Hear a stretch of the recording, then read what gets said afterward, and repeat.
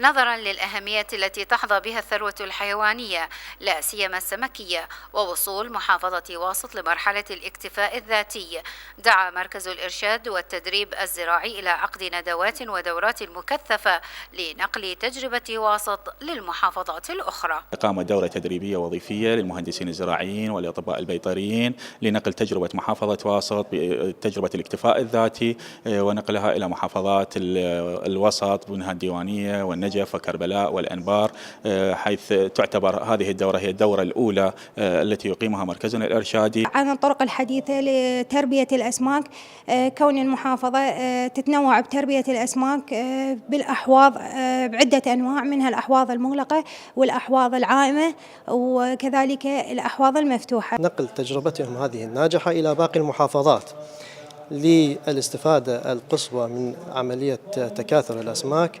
وللتغطية الاقتصادية للمستهلك البشري خصوصا في العراق. خطوة تأتي من أجل دعم وتعزيز الثروة الوطنية من خلال تلاقح الأفكار للتركيز على أهم المتطلبات والاحتياجات لتوفير المناخات الملائمة بالطرق العلمية والبحثية ونقلها للمربين. خطوة يشكر لها، إذ قام باستقطاب المربي الأسماك والمعنيين بهذه تربية الأسماك وإجراء المحاضرات عليهم.